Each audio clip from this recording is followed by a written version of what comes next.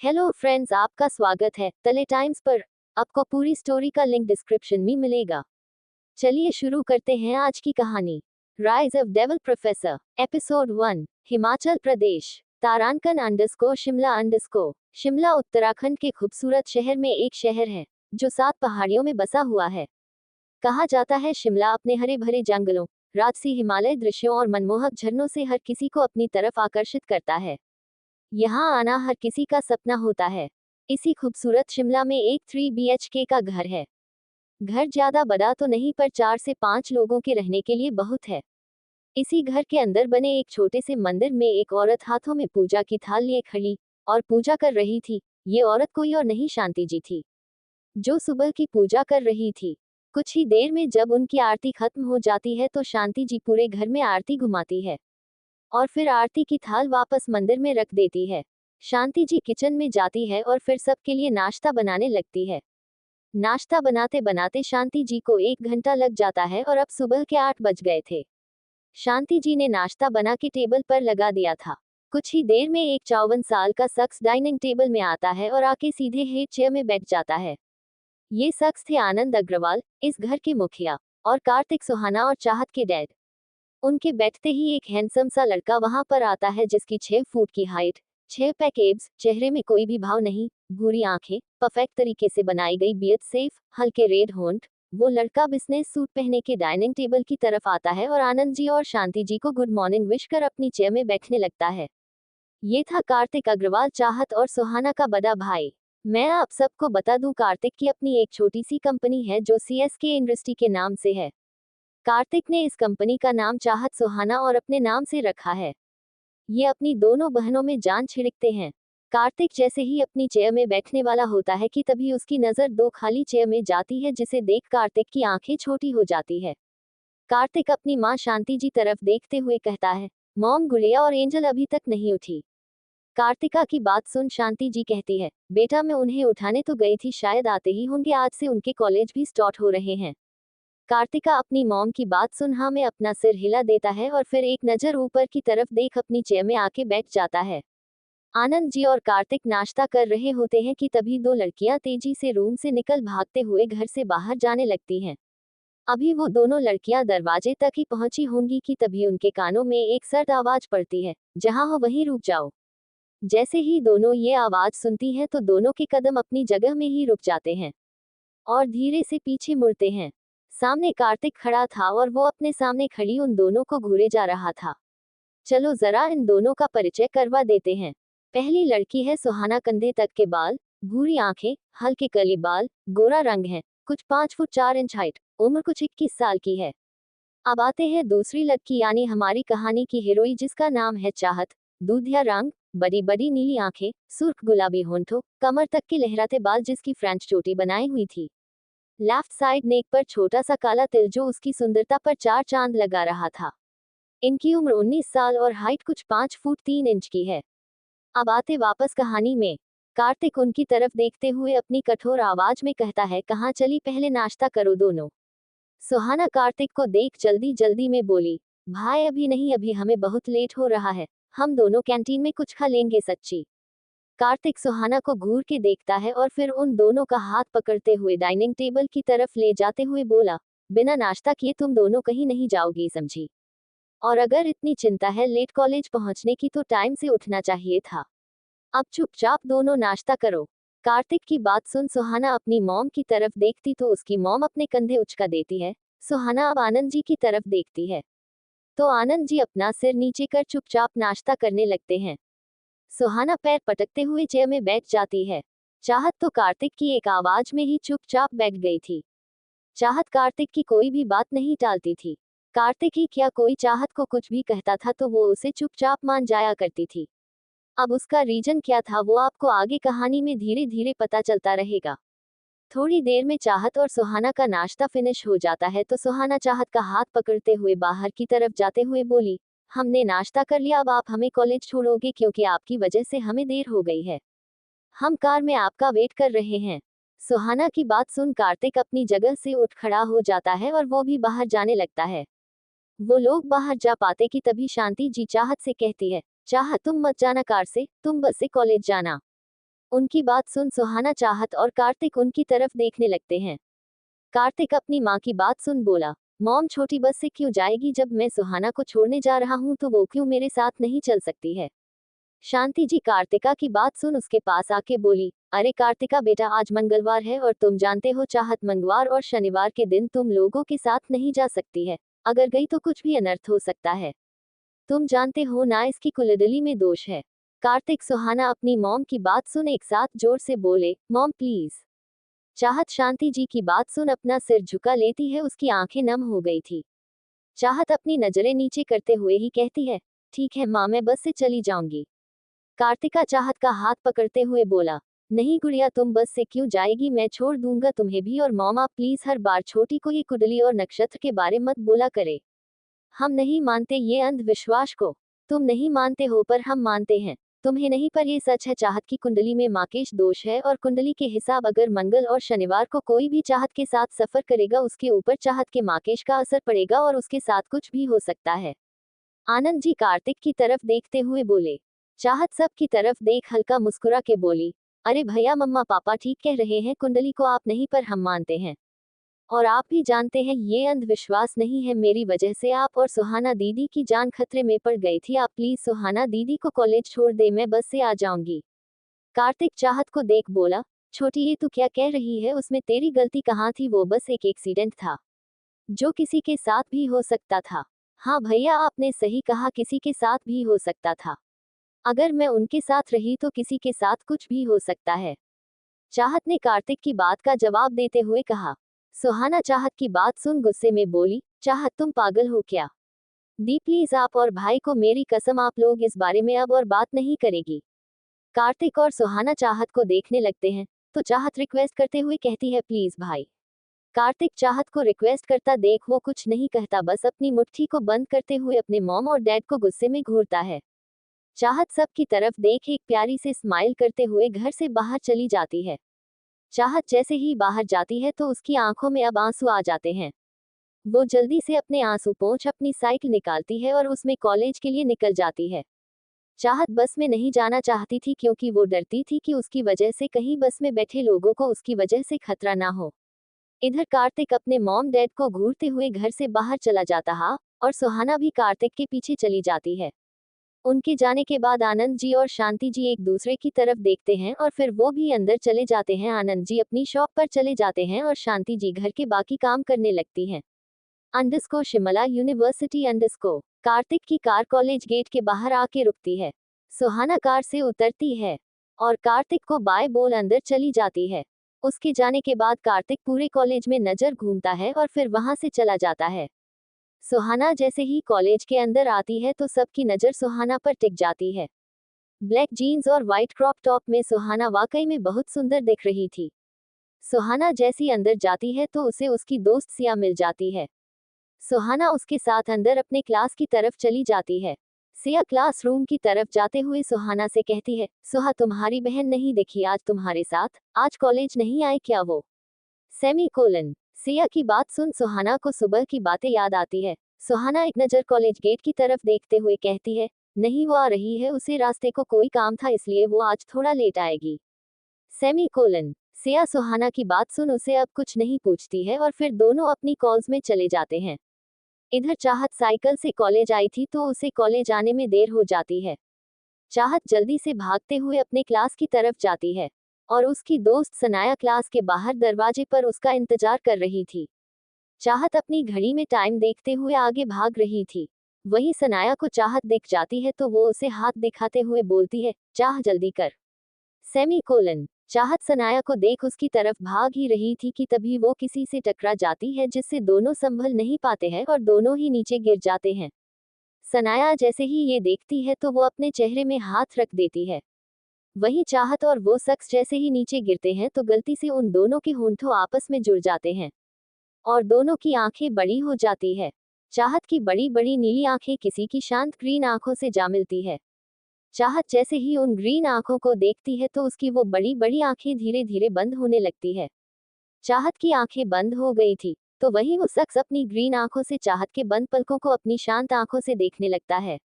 वो ना तो चाहत को खुद से दूर करता था और ना ही अपने होंठों को उसके होंठों से हटा रहा था। वो बस चाहत के सुंदर गोरे चेहरे को देखने लगता है। इधर सनाया जिसने अपने चेहरे पर हाथ लगाया हुआ था वो धीरे धीरे अपने चेहरे से हाथ हटाती है और अपनी एक आंख खोल सामने चाहत को देखती है। सनाया जैसे ही एक आंख को चाहत और उस शख्स को देखती है तो वो शॉक्ड हो जाती है और उसकी दूसरी आंख एकदम से खुल जाती है। सनाया सामने देखते हुए खुद से बोली, ओह गॉड, ये तो चाहत का डेविल प्रोफेसर है। ये पागल लड़की इनके सामने आते ही खुद को हर बार भूल जाती है और पता नहीं किस दुनिया में चली जाती है। सेमीकोलन। सनाया को डर लगने लगता है कि कहीं उनका ये डेविल प्रोफेसर अपने डेविल अवतार में ना आ जाए। सनाया टेंशन में अपने नाखून चबाने लगती है और दरवाजे के इधर उधर चक्कर काटने लगती है। सनाया को कुछ नहीं सूझता तो वो अपनी जगह में रुककर खुद से कहती है, नहीं सना, तुझे अपनी बेइज्जती को इन डेविल के प्रकोप से तो बचाना ही होगा। सेमीकोलन। इतना बोल सना अपने हाथ जोड़ ऊपर नीचे करती है और जल्दी से चाहत और प्रोफेसर के पास आती है और चाहत का हाथ पकड़ उसे प्रोफेसर के ऊपर से खींचती लेती है। चाहत अचानक किसी के खींचने से हड़बड़ा जाती है और जल्दी से अपना सिर नीचे करते हुए कहती है, सॉरी सॉरी, मैंने कुछ नहीं किया, गलती से हो गया। सेमीकोलन। चाहत बोल ही रही थी कि सना चाहत का हाथ पकड़ लेती है और उसे चुप रहने का इशारा करती है। वो शख्स जो अभी तक नीचे ही लेटा था चाहत की आवाज सुन वो अपने सेंस में वापस आता है। अब उसकी आंखें जो कुछ देर पहले शांत दिख रही थी वो अब कठोर देखने लगती है और उसका हैंडसम फेस सर्द हो जाता है। वो शख्स नीचे से खड़ा हो जाता है। अब उस लड़के की मस्कुलर बॉडी उसके ब्लैक शर्ट के बाहर से साफ दिख रही थी, बेदागी चेहरा दिखने लगता है। इस लड़के की करीब 6 फुट 2 इंच की हाइट होगी। काले बाल जो जेल से सेट किए हुए थे, हल्की बीर्ड, लंबी नाक, हल्के काले होठ, शांत नशीली ग्रीन आंखें जो किसी को भी अपनी तरफ आकर्षित कर दे। इस लड़के उम्र 32 साल, पर इस लड़के को देख ऐसा बिल्कुल भी नहीं लगता था कि इसकी उम्र 32 है। ये 26-27 का लगता था और कॉलेज में सबको भी यही लगता था। चलो जरा इनके बारे में जान लेते हैं। देवांश कपूर इंडिया का टॉप 1 बिजनेसमैन के साथ साथ शिमला के बेस्ट प्रोफेसर में से एक था, जिसे कॉलेज से लेके शहर की हर लड़की उसकी दीवानी थी, लेकिन इन्हें किसी से कोई मतलब नहीं था। लेकिन ये आज तक कोई नहीं जानता था कि ये इंडिया की top company D C enterprise के मालिक हैं, क्योंकि इनकी कंपनी की में ब्रांच दिल्ली में थी और बाकी छोटी मोटी ब्रांचें पूरे देश के हर शहर में थी, जिनमें एक शिमला में कपूर कंप्रेशन के नाम से फेमस थी। इनकी एक खासियत और थी, ये हमेशा कम बोलते हैं। ज्यादा बात करना और ज्यादा बातें करने वाले लोग इन्हें बिल्कुल नहीं पसंद हैं। लेकिन इनके पास दो ऐसे लोग हैं जो 24 घंटे पट पट कर इनका दिमाग खा देते हैं। वो थे एक इनका अपना भाई और एक इनका बेस्ट फ्रेंड जिसने इनका साथ कभी नहीं छोड़ा था। लेकिन ये बात भी सच थी, इनके लिए इनका भाई और दोस्त इनकी जान थे, क्योंकि इनकी फैमिली के नाम पर बस यही दोनों थे। वो लड़का चाहत की तरफ अपनी ग्रीन आंखों से घूरने लगता है। वो इससे पहले चाहत को कुछ कहता उससे पहले ही चाहत अपना सिर झुका अपने कान पकड़ते हुए कहती है, I am sorry professor. Semicolon. Devansh Kapoor ये थे इस कॉलेज के साइंस के प्रोफेसर। देवांश चाहत को घूर कर देखता है और फिर अपनी सर्द आवाज में कहता है, go to the classroom. Semicolon. Devansh की इतनी सर्द आवाज सुन सनाया और चाहत डर जाते हैं। वो दोनों जल्दी से अपना सिर हिला क्लास की तरफ भाग जाती हैं। उन दोनों के जाने के बाद देवांश कस के अपनी मुट्ठी भींच लेता है और एक नजर क्लॉस की तरफ डाल सीधा अपने केबिन की तरफ चला जाता है। देवांश अपने केबिन में आता है और अपना केबिन का डोर अंदर से बंद कर देता है और 10 मिनट तक बाहर ही नहीं आता है। और फिर 10 मिनट बाद देवांश अपने केबिन से बाहर आता है तो उसकी आंखें फिर से शांत थी, जब उन पर गुस्सा नजर नहीं आ रहा था। देवांश अपने हाथ में एक मोटी सी बुक लिए अपने क्लासरूम की तरफ चला जाता है। उन दोनों के जाने के बाद देवांश कस के अपनी मुट्ठी भींच लेता है और एक नजर क्लॉस की तरफ डाल सीधा अपने केबिन की तरफ चला जाता है। देवांश अपने केबिन में आ जाता है और केबिन का डोर अंदर से बंद कर देता है। देवांश 10 मिनट तक बाहर ही नहीं आता है और फिर 10 मिनट बाद देवांश अपने रूम से बाहर आता है। अब उसकी आंखें फिर से शांत थी, अब उन पर गुस्सा नजर नहीं आ रहा था। देवांश अपने हाथ में एक मोटी सी बुक लिए चाहत के क्लासरूम की तरफ चला जाता है। इधर कॉल्स में सनाया और चाहत अपनी बेंच में बैठ बातें कर रहे थे। सना चाहत से कहती है, चाह तुम्हें क्या हो जाता है जब भी तू अपने प्रोफेसर के सामने होती है, तेरे मुंह से कुछ भी क्यों निकलता है। सेमीकोलन। चाहत सना की बात सुनकर कहती है, पता नहीं यार सना, जब भी वो मेरे पास होते हैं मेरी पूरी बॉडी डर से कांपने लगती है और फिर डर के मारे मेरे मुंह में जो भी आता है मैं बोल देती हूँ। सेमीकोलन। सनाया चाहत की बात सुन हैरान हो के बोली, हैं ओह मैडम, जब तुम्हें उनसे इतना ही डर लगता है तो तुम उन्हें प्यार कैसे कर बैठी? मुझे ये प्यार तो फिर किसी भी एंगल से नहीं लगता। Semi colon. चाहत सनाया के हाथ पर मारते हुए बोली, सना यार, तुम ऐसे कैसे मेरे प्यार पर शक कर सकती हो? तुम्हें पता है ना, जब मैं पहली बार इस कॉलेज में आई थी, अब मैंने प्रोफेसर को यहाँ पहली बार देखा था। Semi colon. पता नहीं मुझे, मैंने तो उस दिन उन्हें नहीं देखा था जब तुमने उन्हें पहली बार देखा था। मैंने तो तब देखा था जब सब ने उन्हें पहली बार देखा था, क्योंकि जब तुम इस कॉलेज में आई थी उसके दूसरे दिन ही हमारे फिजिक्स के सर का अचानक ट्रांसफर हो गया थे, और तब तुम्हारे डेविल प्रोफेसर हमारे कॉलेज में आए थे। सनाया ने चाहत को छेड़ते हुए कहा। चाहत सना की बात सुन हल्का मुस्कुराते हुए बोली, हाँ उसी दिन मैंने उन्हें पहली बार देखा था। तुझे पता सना, मैंने उस दिन उनकी ग्रीन आंखों में पहली बार देखा था। जब मैंने उनकी आंखों में देखा था तो पता नहीं, पर उस दिन मुझे ऐसे लगा जैसे मैं उनकी ग्रीन आंखों में कहीं खो गई। Semi colon. चाहत ये बोलते हुए 6 महीने पीछे चली जाती है जब उसने देवांश को पहली बार देखा था। तारांकन अंडरस्कोर फ्लैशबैक अंडरस्कोर तारांकन अंडरस्कोर 6 महीने पहले अंडरस्कोर तारांकन underscore university college Shimla underscore. आज शिमला की इस कॉलेज में बहुत भीड़ लगी हुई थी, क्योंकि एक तो यहाँ न्यू एडमिशन हो रहे थे और दूसरा यूथ अपने कॉलेज इलेक्शन के लिए प्रचार कर रहे थे। इसी भीड़ के बीच में से एक दो लड़कियां आती हैं और अपना फॉर्म सबमिट करने वाली लाइन में लग जाती है। एक लड़की जिसने प्रिंटेड कैप टॉप और ब्लू जीन्स पहनी हुई थी, वो अपने साथ खड़ी लड़की को देखते हुए कहती है, अरे यार चाह, यहाँ कितनी भीड़ है, अगर हम ऐसे ही लाइन में लगे रहे तो कल तक नंबर आना इम्पॉसिबल है। Semi colon. उस लड़की की बात सुन उसके बगल में खड़ी लड़की उसे देखते हुए कहती है, हाँ यार सना, तुम बात तो सही कह रही हो, पर हम कर भी क्या सकते हैं? आगे भी नहीं जा सकते हैं, क्योंकि ये लोग नहीं जाने देंगे। Semi colon. सनाया चाहत की बात सुन इधर उधर देखती है। उसकी नजर एक लड़के पर जाती है, जिसे देख सना की आंखों में चमक आ जाती है और वो चाहत को देखते हुए कहती है, मिल गया। Semi colon. चाहत सनाया की बात सुन बोली, अरे क्या मिल गया? Semi colon. सना चाहत का हाथ पकड़ ले जाते हुए बोली, अरे तुम मेरे साथ चलो। अब हमें लाइन में लगने की कोई जरूरत नहीं है, क्योंकि अब हमारा फॉर्म भी सबमिट होगा और हमारा एडमिशन भी। Semi colon. चाहत को सनाया की बात समझ में नहीं आती, वो सनाया की तरफ देखते हुए बोली, मतलब? Semi colon. सनाया चलते हुए बोली, मतलब तुम्हें अभी पता चल जाएगा। इतना बोल सनाया एक लड़के के पीछे खड़ी हो जाती है और फिर अपने चेहरे पर एक बड़ी सी मुस्कान लिए उस लड़के के कंधे पर टैप करती है। वो लड़का जिसकी पीठ सना और चाहत की तरफ थी, सना के टैप करने पर वो लड़का पीछे मुड़ता है। वो लड़का जैसे ही पीछे पलटता है तो सना उस लड़के को देखते हुए उसमें कहीं खो सी जाती है। वो लड़का दिखने में बहुत ही हैंडसम था। भूरी आंखें, हल्के रेड कॉलर के होंठ, फेस को चार्मिंग लुक देने के लिए हल्के सेफ की बियर्ड, 6 पैक एब्स हैं, हाइट कुछ 6 फुट की रही होगी। वो लड़का सना को देखता है और फिर उसके पीछे खड़ी चाहत को। वो लड़का चाहत को देखता है जो उसको देख हैरान थी। चाहत उस लड़के को देख कहती है, कार्तिक भाई। Semi colon. वो लड़का जिसका नाम कार्तिक था वो भी चाहत को देख बोला, गुड़िया। Semi colon. सना दोनों की आवाज से अपने सेंस में आती है और फिर चाहत की तरफ देखते हुए उसकी तरफ झुकते हुए बोली, हे चाह, क्या तुम इस हैंडसम को पहले से जानती हो? Semi colon. चाहत सना की बात सुन हाँ में अपना सिर हिला के बोली, मैं इनको जानती ही नहीं, इन्हें पहचानती भी, इनफैक्ट मैं तो इनके घर में ही रहती हूँ। Semi colon. सना चाहत की बात सुन हैरान हो के बोली, व्हाट, तुमने बॉयफ्रेंड भी बना लिया और उसके साथ उसके घर पर भी रहने लगी हो और मुझे ही नहीं पता?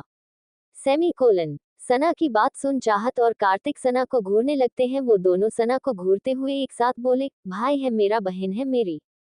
Semi colon. उन दोनों की अचानक आई हुई आवाज से सना डर जाती है और फिर अपने सीने में हाथ लगाते हुए बोली, क्या यार गाइस, डरा दिया मुझे, अगर मुझे अटैक पड़ जाता तो? Semi colon. चाहत और कार्तिक उसे घूरने लगते हैं तो सना अपने सीने से हाथ हटा के बोली, अच्छा भाई, मजाक कर रही थी, अब घूरना बंद करो। अच्छा ये बात, तो तुम अगर चाहत के भाई हो तो तुम यहाँ क्या कर रहे हो, क्या तुम भी कॉलेज करते हो? Semi colon. सना की बात सुन जहाँ चाहत भी अपने भाई को सवालिया नजरों से देख रही थी, वहीं कार्तिक सना के मुंह से खुद के लिए तुम सुन उसे घूर रहा था। चाहत अपने भाई को देख बोली, भाई आप यहाँ क्या कर रहे हैं और आप कब आए? आप तो किसी काम के सिलसिले में दिल्ली गए थे। Semi colon. कार्तिक चाहत की बात सुन हाँ में अपना सिर हिला के बोला, हाँ गुड़िया गया था, लेकिन वहां पहुंचने के बाद मुझे पता चला कि जिनसे मिलने मैं दिल्ली आया हूँ वो यही है शिमला में, इसलिए वापस आ गया। और मैं यहाँ इसलिए हूँ क्योंकि ये मेरा दोस्त कार्तिक अपने बगल में खड़े लड़के की तरफ इशारा करते हुए बोला, ये रौनक है, इससे मिलने आया हूँ। क्योंकि ये यहाँ महासचिव के लिए उठा हुआ है तो बस कंग्रेचुलेट करने आया था। Semi colon. चाहत सना दोनों रौनक की तरफ देखते हैं। रौनक चाहत को ही देखे जा रहा था। वो चाहत की तरफ अपना हाथ बढ़ाते हुए कहता है, हेलो ब्यूटीफुल, मेरा नाम रौनक गोयनका है। Semi colon. चाहत रौनक का हाथ देखती है और फिर अपने भाई को। उसका भाई कुछ नहीं कहता है, बस एक्सप्रेशन लेस होके रौनक के हाथ को देख रहा था। चाहत अपने भाई को देख अपना हाथ आगे बढ़ा, उसे हाथ मिलाते हुए कहती है, हेलो सीनियर, मेरा नाम चाहत अग्रवाल है। Semi colon. रौनक चाहत का नाम सुन हल्का सा मुस्कुरा के कहता है, नाइस नेम, जैसा नाम वैसे सबकी चाहत हो तुम। Semi colon. चाहत उसकी बात सुन बोली, जी।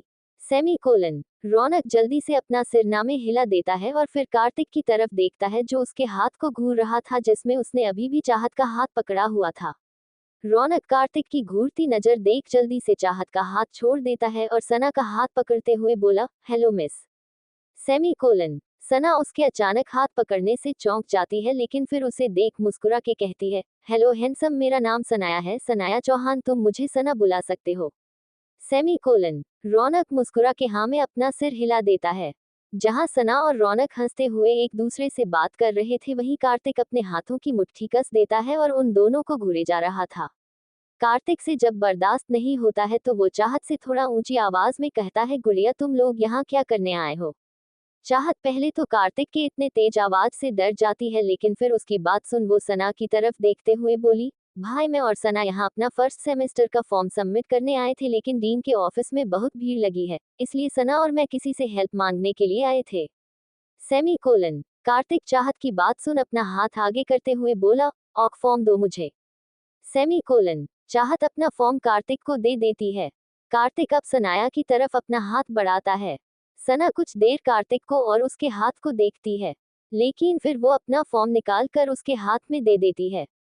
कार्तिक उन दोनों की तरफ देखते हुए बोला, और अब तुम दोनों जा सकती हो, तुम्हारे फॉर्म मैं सबमिट कर दूंगा। Semi colon. चाहत सना कार्तिक की बात सुन हाँ में अपना सिर हिला देते हैं और फिर वहां से चले जाते हैं। उनके जाते ही कार्तिक रौनक को घूरते हुए देखता है और फिर अपने दांत पीसते हुए कहता है, दोनों से दूरी बना के रखना। इतना बोल वो रौनक के हाथ में सना चाहत के फॉर्म रख बोला, इन्हें सबमिट करवा देना। Semi colon. इतना बोला कार्तिक वहां से चला जाता है और रौनक हैरान होके कार्तिक को जाते हुए देखता है और फिर मुंह बना के बोला, आज भी खड़ूस ही है ये।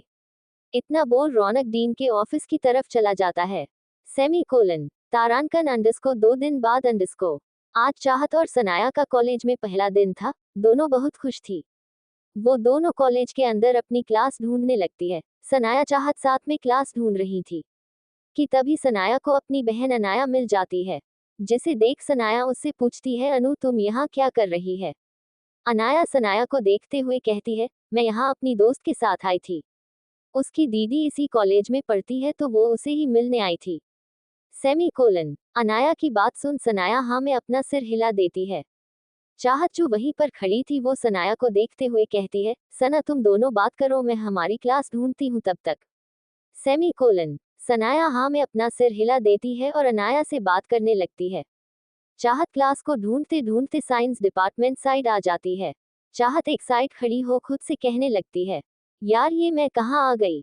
एक तो कॉलेज का पहला दिन, ऊपर से क्लास भी नहीं मिली और अब पता नहीं कहाँ आ गई। ये बोल चाहत इधर उधर देखती है तो उसे सामने दरवाजे पर बड़े अक्षरों में साइंस डिपार्टमेंट लिखा हुआ दिखाई देता है, जिसे देख चाहत अपने सिर में हाथ मारते हुए बोली, हे भगवान मैं कहाँ आ गई ये छा। इतना बोल चाहत वहां से जाने के लिए मुड़ती है तो वो अचानक किसी से टकरा जाती है, जिसके कारण वो पीछे गिरने को होती है लेकिन वो गिरती तभी कोई उसे अपने बाहों में थाम लेता है। Semi colon. चाहत जिसने गिरने के डर से कस के अपनी आंखें बंद कर दी थी, लेकिन जब उसे एहसास होता है कि वो गिरी नहीं बल्कि हवा में झूल रही है तो उसने धीरे से अपनी आंखें खोली। चाहत जैसे ही अपनी आंखें खोलती है तो उसे अपने सामने बहुत ही हैंडसम लड़का दिखता है। चाहत की नज़र तो उस लड़के के चेहरे पर टिक जाती है। चाहत उस लड़के के पूरे चेहरे में नज़र घुमाती है तो उसकी नज़र उस लड़के की शांत ग्रीन आंखों में जा मिलती है तो चाहत उनमें कहीं खो जाती है। चाहत उस लड़के की शांत ग्रीन आंखों में इस कदर खो जाती है कि वो अपना हाथ उठा कब उस लड़के के चेहरे को छूने लगती है उसे पता ही नहीं चलता। वो लड़का चाहत को ही देखे जा रहा था और उसी हरकत को भी। वो फिर भी चाहत को कुछ नहीं कहता है, बस उसकी नीली आंखों में देखता रहता है। लेकिन जैसे ही चाहत अपने हाथ उस लड़के के माथे को छूकर उसके पूरे चेहरे में घुमाने लगती है तो उस लड़के की आंखें अचानक बंद हो जाती हैं। वो लड़का जैसे ही अपनी आंखें बंद करता है, वैसे ही चाहत अपने होश में आती है और अपने हाथ को जल्दी से उस लड़के के चेहरे से हटा हड़बड़ाने लगती है। वो लड़का जैसे ही चाहत को हड़बड़ाता देखता है तो उसकी आंखें खुल जाती है और वो चाहत को सीधा खड़ा कर उसे अब अपनी सर्द नजरों से देखने लगता है। चाहत अपना सिर नीचे कर जल्दी जल्दी में कहती है, आई एम सॉरी, वो मैं वॉशरूम को क्लास में ढूंढ रही थी। नहीं, मेरा मतलब क्लास को वॉशरूम में ढूंढ रही, मैं खो गई, फिर आप गिर गए, मैंने बचाया। नहीं, मैं गिर गई। चाहत कस के अपनी आंखें बंद कर देती है, क्योंकि उसे खुद पता नहीं चलता कि वो क्या बोल रही है। वो लड़का चाहत की अजीब बातें सुन उसे घूरने लगता है और फिर अपनी कठोर आवाज में कहता है, कौन सी क्लास की स्टूडेंट हो? Semi colon. चाहत अपना सिर नीचे करते हुए कहती है, जी वो मैं फर्स्ट ईयर साइंस स्टूडेंट। चाहत। Semi colon. चाहत अभी बोल ही रही थी कि तभी उसे कोई आवाज देता है। चाहत अपना नाम सुन सामने देखती है जहां से सनाया आ रही थी। चाहत सनाया को देख खुश हो जाती है। सनाया चाहत को देख पूछती है, चाह तुम यहाँ क्या कर रही हो? चाहत सनाया के गले लगते हुए बोली, अच्छा हुआ सना तुम आ गई, मुझे तो लगा था मैं खो गई यहाँ। Semi colon. सनाया चाहत को खुद से दूर करते हुए बोली, अच्छा वो सब छोड़िए, बता तुम किससे बात कर रही थी और तुमने अपना सिर क्यों झुकाया हुआ था? Semi colon. चाहत सनाया की बात सुन अपना सिर साइड में करते हुए बोली, इनसे जिन्होंने मुझे गिरने से बचाया था। Semi colon. सनाया चाहत की बात सुन उस साइड देखती है जहां कोई नहीं था। सनाया चाहत के सिर पर एक उंगली से मारते हुए बोली, तेरे दिमाग का कोई पेंच ढीला है क्या? यहाँ तेरे अलावा कोई नहीं है और तुम इतनी देर से खुद से बात कर रही थी। Semi colon. चाहत उसकी बात सुन अपना सिर घुमा के देखती है तो सच में वहां कोई नहीं था। चाहत सना को देखते हुए बोली, सना सच में यहाँ कोई था। उनकी आंखें बहुत शांत और आकर्षित करने वाली थी, मैंने जब उनकी आंखों में देखा तो मैं उनकी आंखों में खो गई और मैं उनके साथ एक बे उद्धरण चिन्ह विस्मयादिबोधक चिन्ह। इतना बोल चाहत रुक जाती है। सनाया चाहत को अजीब नजरों से देखने लगती है। चाहत अपना सिर झुका लेती है। सना चाहत को ऐसे देख बोली, अच्छा ठीक है, माना यहाँ कोई था पर अब तो नहीं है ना स्वीट हार्ट, तो अब चल यहाँ से। Semi colon. चाहत सनाया की बात सुन हाँ में अपना सिर हिला देती है और उसके पीछे चली जाती है। Small diamond small diamond small diamond small diamond small diamond small diamond small diamond small diamond small diamond small diamond small diamond small diamond small diamond small diamond. तारांकन underscore flashback end underscore. Chahat अपने ख्यालों में इतनी खोई हुई थी, उसे पता ही नहीं चलता कि उसके क्लास में उसके डेविल प्रोफेसर आ गए हैं और सब खड़े हुए हैं और वो बैठी हुई थी, जिससे सब उसे ही देख रहे थे। सना उसे कब से हिलाए जा रही थी लेकिन वो तो अपने ख्यालों में इतना खो गई थी कि उसे सनाया के हिलाने का भी एहसास नहीं होता है। सनाया जब देखती है चाहत उठ नहीं रही है तो वो उसे जोर से चूंटी काटती है, जिससे चाहत की चीख निकल जाती है और क्लास में सब उसे अजीब तरीके से देखने लगते हैं। चाहत अपने बाजू को सहलाते हुए सनाया को देखते हुए बोली, क्या हुआ, तुमने मुझे चूंटी क्यों काटी और तुम खड़ी क्यों हो, बैठ जाओ। Semi colon. सना चाहत को घूरने लगती है और फिर उसे आगे देखने का इशारा करती है। चाहत सना को इशारा करते देख बोली, सना यार अब ये क्या कर रही है, क्या है आगे? इतना बोल चाहत आगे देखती है। चाहत जैसे ही सामने देखती है तो वो एकदम से अपनी जगह से उठ जाती है, जिससे उसकी बुक उसके हाथ से छूट के नीचे गिर जाती है। सब बच्चे चाहत को देख हंसने लगते हैं, जिसे देख देवांश सबको अपनी सर्द नजरों से देखता है तो सबकी हंसी पल भर में गायब हो जाती है। चाहत की बुक जैसी ही नीचे गिरती है वो अपनी आंखें कस के बंद कर देती है और कस के सनाया का हाथ पकड़ते हुए बोली है, सना यार मेरा हाथ पकड़ ले, कहीं मैं सबके सामने अपने डेविल को कुछ बोल ना दूं। Semi colon. चाहत की बात सुन सना चाहत का हाथ कस के पकड़ते हुए बोली, चाह चुप कर, वो तेरे ही बगल में है। Semi colon. सना की बात सुन चाहत सना को अपनी आंखें बड़ी करते हुए बोली, क्या बोल रही है यार? Semi colon. इतना बोल चाहत धीरे से अपना सिर घुमाती है और देवांश को देखने लगती है। चाहत देवांश की आंखों में देख पाती देवांश नीचे झुक जाता है और चाहत की बुक को उठा उसके बेंच में रख बिना उसकी तरफ देखे समाने अपनी चेयर में आ जाता है और सबको बैठने को कहता है। उसके बैठने का बोलते ही सब बैठ जाते हैं लेकिन चाहत अब भी खड़ी रहती है और एक टक देवांश को देखने पर लगती है। सना चाहत को खड़ा देख उसका हाथ खींचकर उसे नीचे बैठा के कहती है, चाह क्या हुआ, तुम उन्हें ऐसे क्यों घूर रही हो जैसे उन्हें खाने वाली हो। चाहत सना की बात सुन अपना मुंह बना के बोली, अरे यार मैं क्यों उन्हें खाऊंगी, वो तो मेरे डेविल हैं, वो हैं जो मुझे खाते हैं। Semi colon. चाहत ने ये बात थोड़ा तेज बोली थी और क्लास में शांति होने के कारण उसकी बात सबके कान में पड़ जाती है और सब फिर से चाहत को अजीब नजरों से देखने लगते हैं। देवांश जो ब्लैकबोर्ड में कुछ लिख रहा था, चाहत की बात सुन उसके हाथ अचानक रुक जाते हैं और वो अपनी पकड़ चौक में कस देता है और फिर अपनी आंखें बंद कर अपनी ठंडी आवाज में बिना पीछे पलटे कहता है, मिस चाहत अगर आपको बातें करनी है तो आप क्लास से बाहर जाके कर सकती हैं। Semi colon. चाहत, सनाया और सारी क्लास देवांश की इतनी ठंडी आवाज सुन डर जाते हैं। चाहत देवांश की आवाज सुन डर जाती है, वो डर के मारे जैसे ही कुछ बोलने वाली होती है वैसे ही सनाया चाहत का हाथ पकड़ लेती है और उसे आंखें देखा के चुप रहने का इशारा करती है, जिससे चाहत अपने मुंह में हाथ रख देती है। चाहत अपना सिर झुका लेती है और खुद में धीरे से बोलने लगती है, सर आप इतने हैंडसम क्यों हैं, मैं जितनी बार भी आपको देखती हूँ उतनी बार आपसे प्यार हो जाता है, पर क्या करूं समझ में नहीं आता।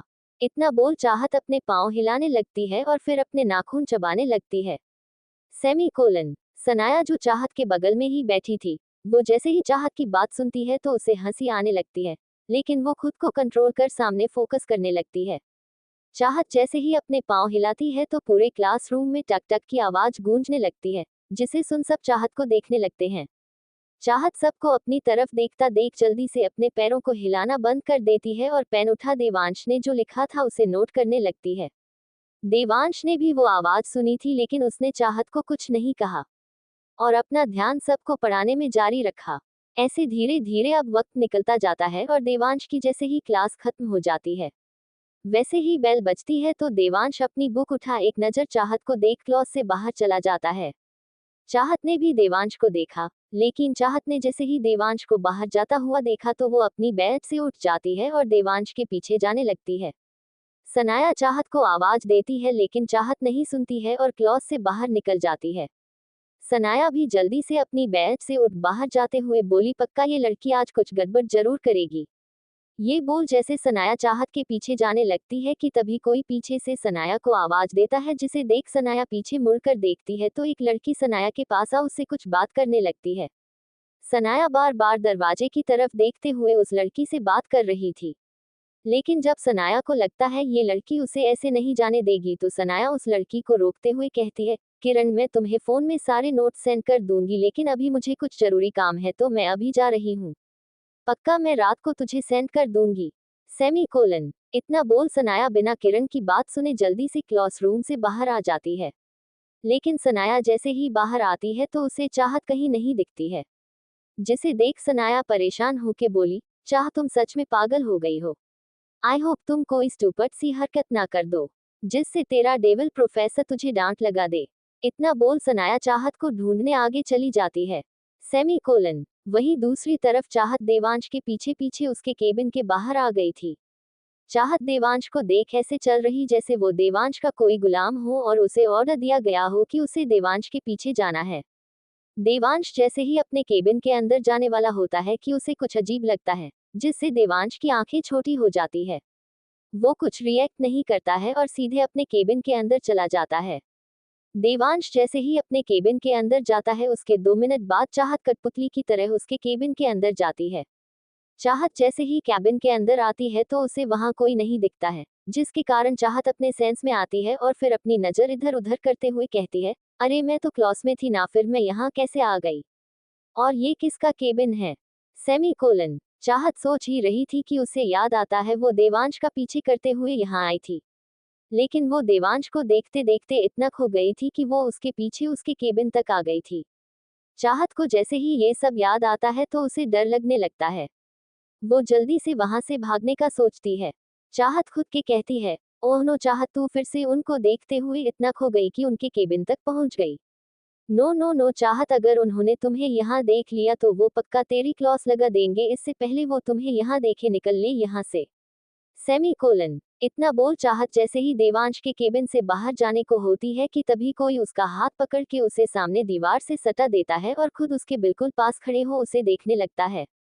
चाहत अचानक हुए एक्शन से घबरा जाती है जिससे उसकी आंखें डर से बंद हो जाती है। देवांश चाहत की बंद पलकों को देखने लगता है। उसकी आंखें चाहत को यहाँ देख गुस्से में लाल थी, लेकिन जैसे ही वो चाहत की बंद पलकों को देखता है तो उसकी आंखें एकदम से शांत हो जाती है। चाहत हमेशा देवांश की इन्हीं शांत नजरों में खो जाती थी। देवांश चाहत की बंद पलकों को देख अपनी शांत आवाज में चाहत को देखते हुए बोला, तुम चाहती क्या हो? सेमीकोलन। चाहत देवांश की आवाज सुन अपनी आंखें खोल देती है।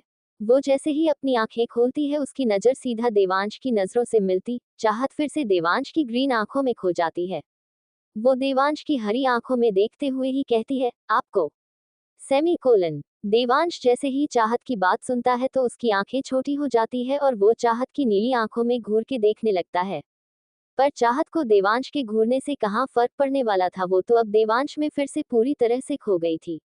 देवांश जैसे ही चाहत की बात सुनता है तो चाहत की आंखों में देखते हुए ही अपनी शांत आवाज में कहता है, ओके ठीक है, किस me on my lips. Semicolon. Devansh की बात सुन चाहत कुछ नहीं कहती है, बस देवांश का कॉलर पकड़ उसके होंठों पर अपने होंठ रख देती है और अपनी आंखें बंद कर देती है। Semicolon. Thank you for listening. Like और कमेंट करना ना भूलें और मोर स्टोरीज के लिए सब्सक्राइब करें। मिलते हैं नेक्स्ट वीडियो में।